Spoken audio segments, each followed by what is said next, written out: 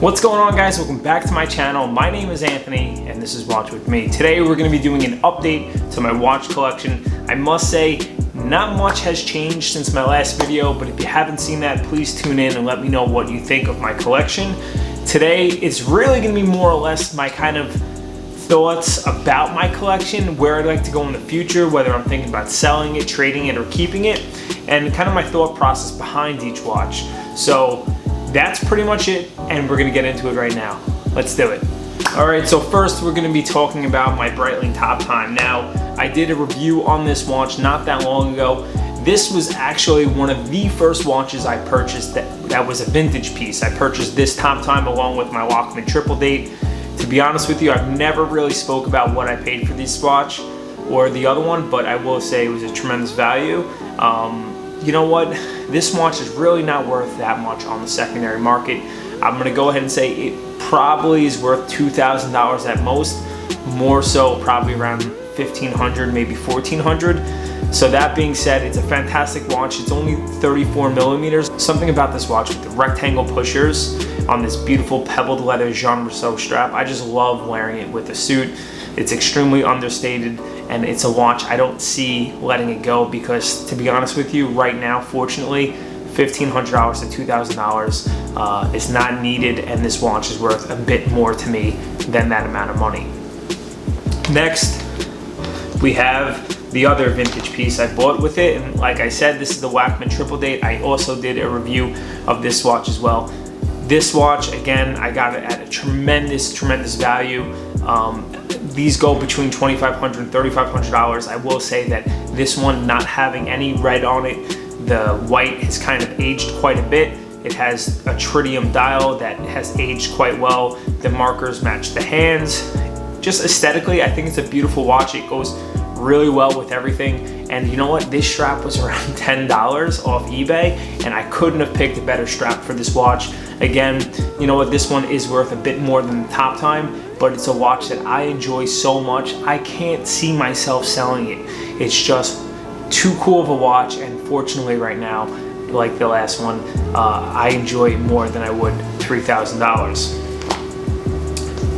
Moving forward with another vintage piece that I don't wear much, but is definitely my favorite vintage watch. This is a Breitling 806. I purchased this when I was still working at Breitling. It was the last watch I purchased while working for that company, and what is more iconic for Breitling than the Navitimer?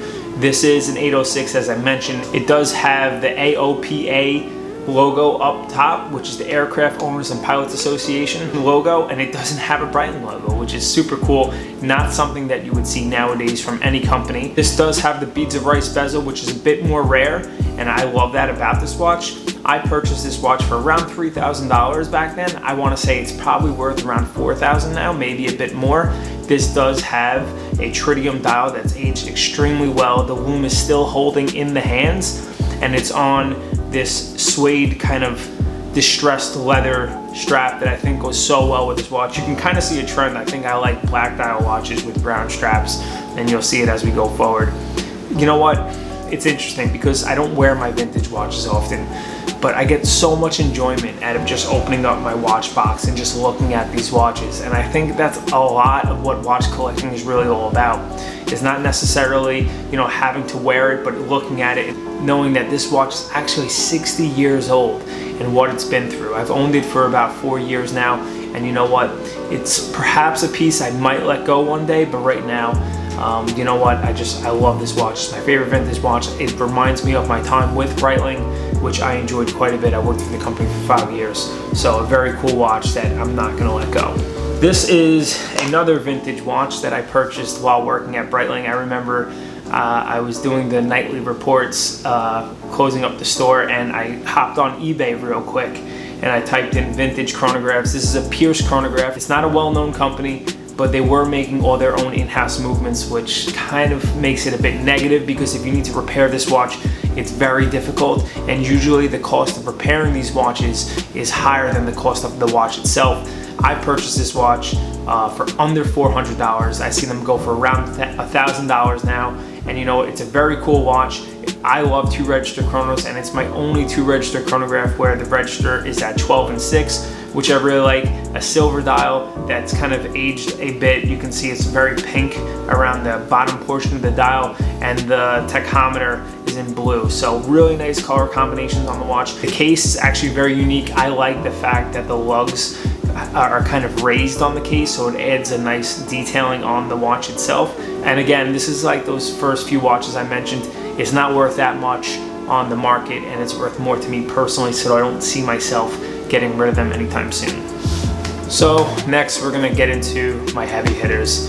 This is a Mont Blanc travel pouch. You know what, this is one of the best ones I own, and that's why I'm using it, and it's for my only watches that I have on a bracelet. The reason why I keep my leather straps in this little leather pouch here is so I can lay them flat and the leather doesn't get stretched out and kind of conforms to the pillow.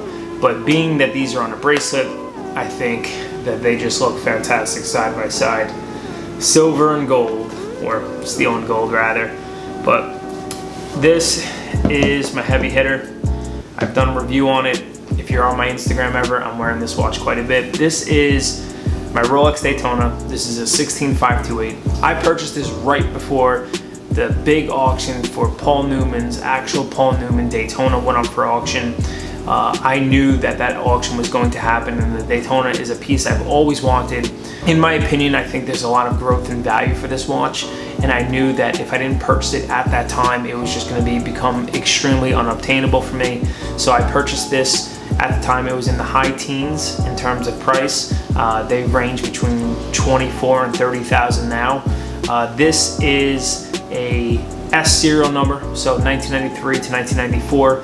It's definitely worn, it shows some scratches, but you know what? For a piece that's almost 30 years old, I think that's pretty respectable. It's a fantastic watch. I'm gonna go ahead and say the El Primero movement, people are crazy about it. It's a higher beat movement. That Rolex actually turned down the beats to up the power reserve on it a little bit. But the watch, it is what it is. It's a solid gold Rolex. It has such a presence on the wrist, but the size is perfect at just under 40 millimeters. It wears really well. It's very loud, kind of like me. I like to be a bit more bold with my outfits and my suits that I wear. So it's a watch that I really like, but I will say, a lot like my Nautilus I sold in the past, there comes a point that these watches get to be worth so much that they're worth more to other people than they are to me. I don't know if I want to sell this watch yet.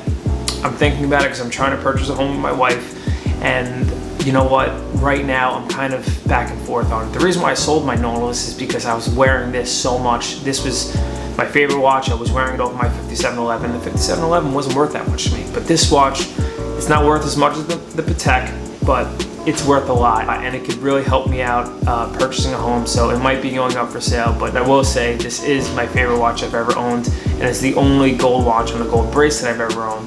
So it's going to be hard to let this go, but you know what? If someone came up with me with the right offer right now, I'd probably let it go. My second Rolex and the last watch purchase I made about a year and a half ago, and this is my 16800.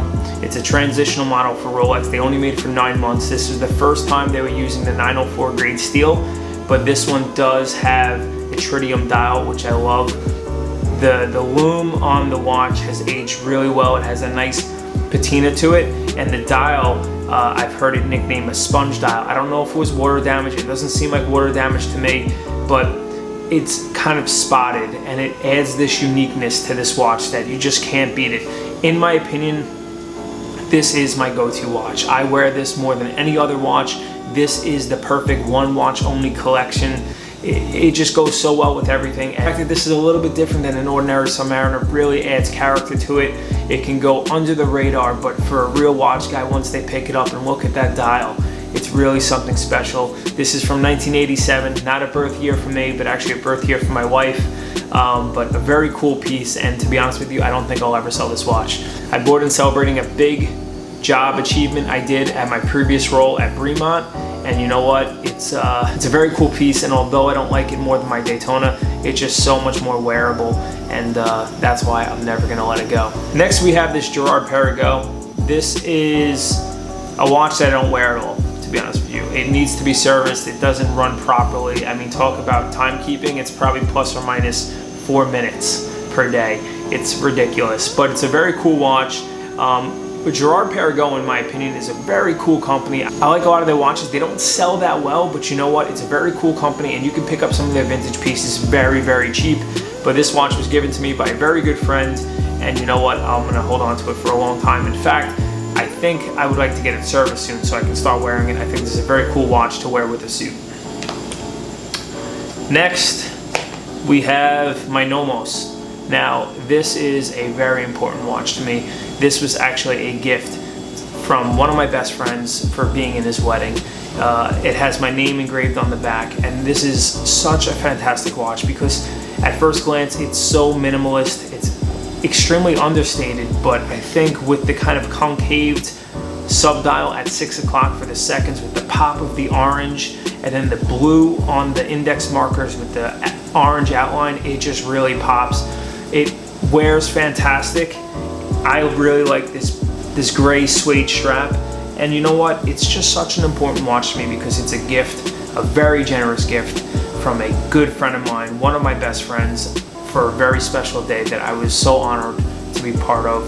So I can go ahead and say 100%. I say I'm never gonna sell this Submariner, but you never know. But this 100%, I'll never let it go because no amount of money will ever be able to surpass the importance of this watch and the importance of this day that this has with me. And last but not least, the biggest watch I own, the only watch I've ever purchased twice, my Panerai 312. They don't make this anymore. They shrunk it down a little bit. The newer one's the 1312. It's a little bit thinner. It has the blue hand. But this watch is so badass. I did own it in the past, and I ended up getting rid of it along with another watch and bought a Royal Oak. But when I sold it, I wasn't happy about it. It just, for me, it really very much fits with my style. I love the sandwich dial. I love this watch with any outfit, not so much a suit, but with this brown strap, it's just fantastic. This watch does have some scratches on it, but you know what? It really brings me back to where I was when I wore it. I wore this watch in the UK. I wore this watch in Italy. I wore this on the British Virgin Islands. I wore this watch on Iceland on a glacier. So I've worn this everywhere, and I purchased this in celebrating my wedding with my wife. And you know what? This is a very important watch, and it's a very, very cool watch. Not everyone's a Panerai guy, and you know what? I'm a big fan of the company. I don't know if I would ever purchase another one. If I did, it would have to be a green dial version Panerai because I think they're fantastic. But this is a very cool watch and something that I'm going to hold on to for a long time. And if I ever have a son one day, it would be my first choice to give my son. So that's pretty much my collection.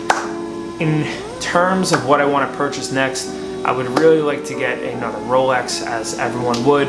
I would love to buy a Grand Seiko, something from the Seasons collection. I would also like to purchase an Omega Speedmaster again. It's a watch I had in the past and I let it go. I think almost every watch collector has had a Speedmaster at one time or another. But you know what? I think that is a watch I will buy again.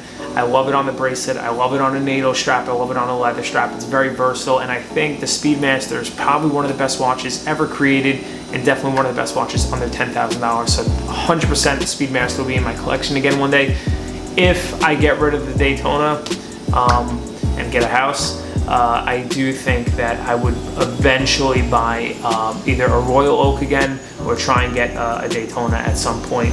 I think losing a big part of the collection, something at that high value, eventually I'd want to get back to, you know, owning a very, very important piece of my collection. If I can't afford a Patek like a 5205, which is one of my favorite pieces, I'd like to get another Daytona or another Royal Oak again.